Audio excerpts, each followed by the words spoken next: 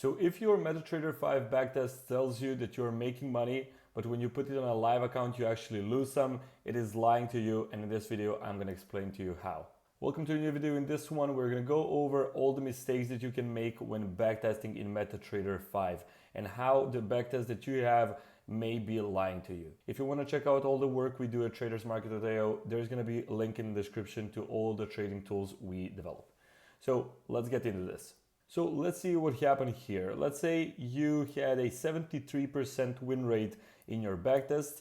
You've put your trading bot on a live account with these parameters and you just lost 18% of your account. So these can both be true at the same time. This is something that happened to a lot of traders, including you. So now we're gonna see what are the mistakes that you made during your backtest that caused this. There are actually 4 things that you probably forgot to check, and now we're gonna go over all of them.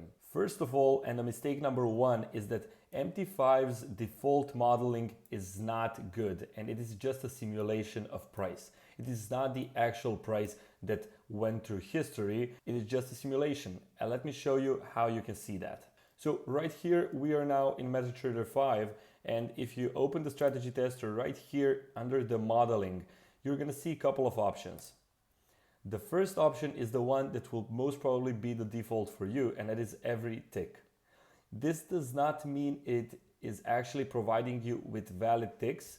This means it is providing you with the simulation of ticks, which it simulates between the data points it knows. So maybe it knows the price now and the price in 60 seconds, meaning 1 minute candle. So it's gonna generate all the ticks in between randomly. On the other side, if you pick every tick based on real ticks, this is the one which will actually pull out the real history tick by tick and provide you with that. So when you run the backtest on this, it's gonna go through the real ticks and you're gonna get the real results. So one thing that you will notice if you pick to do every tick based on the real data, meaning on the real ticks, is that your modeling quality will go up and you're gonna have a much slower backtest than if you would do 1 minute open, high, low, close, or every tick but on the simulation.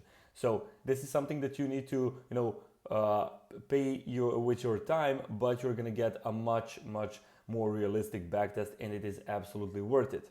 Mistake number 2 is that backtests use a fixed spread a lot of the times, but live markets never do. So let's take an example of Euro-US dollar spreads. This is going to depend heavily on the broker that you're using and what is the account type that you have, but the backtest will most probably have a fixed spread of, let's say, 1 pip or something like that, and it's going to be constant. On the other side, when you have your broker, it's going to change your spread depending on the volatility of the market. So let's say there is the London Open happening, spreads are going to widen and you're going to have a 2 or 3 pips spread. Then during the New York Open, meaning the overlap between London and New York, they can be even greater. They can be 3, 4, 5 pips and even more depending on your broker. So this is something that you need to take into account when actually backtesting. So if you know that you're going to be trading in the London and the New York, then you can either make this bigger, so you just put 3 pips, or you put 4 pips or 5 pips, and then you're going to be sure that you're getting real results, including all the smaller profits that you're going to make because of these spreads. If you want to be able to change this in your strategy tester, you need to go to the strategy tester, to the settings tab, and then right here on the symbol, you click here and you can scroll down. There's going to be the spread. Right here it's 10, this is in points, so this is going to be 1 pip, but you can, for example, put 50, this means 5 pips, or 30, this means 3 pips. So now we're going to have a 3 pip spread during our whole backtest, so we are sure we're taking that into account. Mistake number 3 is that in your backtests, your orders will fill almost exactly at bar close. And this is not true in live markets. And this is called slippage. So let's take this example. So let's say we're trading GBP USD, and let's say there is a spike happening. So the EA, the trading bot, will send the market buy at bar close, and it's gonna happen almost instantly. So you're gonna have like the 0 cost of this spike. On the other side, when you're live trading, that same pound dollar spike can actually make a 50 pip move in 2 seconds, or maybe a 10 pip move or a 20 pip move. So you're not going to get filled at the bar close, you're going to get filled above or below that price. So in order for you to simulate this, you need to put realistic slippage in your backtests. Let me show you how. So right here under the settings tab in strategy tester, there is this delays tab. You can click on this, and here it's going to say 109 milliseconds. This is the last ping to your server. So this is what it averages for my server latency to be. So then if I click on this, this is actually going to be the most realistic, the approximation of what's going to happen in the live markets. So you can pick this, or you can pick any other value, but you should not really pick zero latency ideal execution, because it is just not realistic. Aim for anything between 20 and 100 milliseconds. And mistake number 4 is running a lot of parameter combinations and picking just the best one that you see. If you do this, you're not really doing research, you're just picking the best one that you think and you hope is going to perform the same, but you're not really optimizing this well, you're overfitting. So what can happen, an example would be you're trading some RSI based strategy, and if you set the RSI period to be 17, you have a 62% return on, let's say, annual return, or if you put RSI period to be 14, then you have a 200% return. So these are very similar values, very different results. So something here is not really working.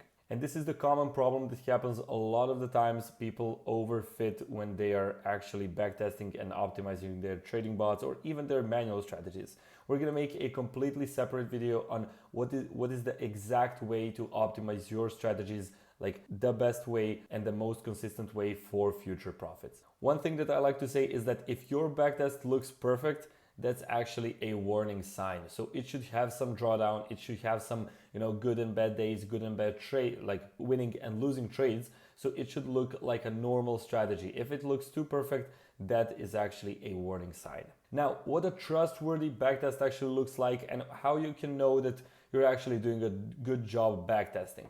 If you have your modeling quality 99% plus, if you are taking spreads into account, if you're also taking slippage into account, you are almost done. Then it is about optimization and picking the right parameters. And that means first out of sample validation. This means testing your parameters on the data that your trading bot never saw. This is a very important thing. Then parameter sensitivity check. This is something we're going to talk about in our video about backtesting. There we're going to go fully on how to backtest step by step, what is the right way to do it.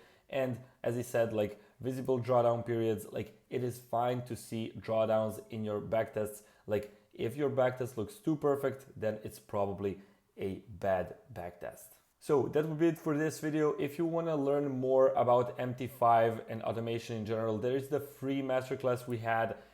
There's going to be a link in the description below. And if you want to check out all the trading tools we make at tradersmarket.io, please check it out. There's going to be a link below. Thank you for watching and see you in the next video.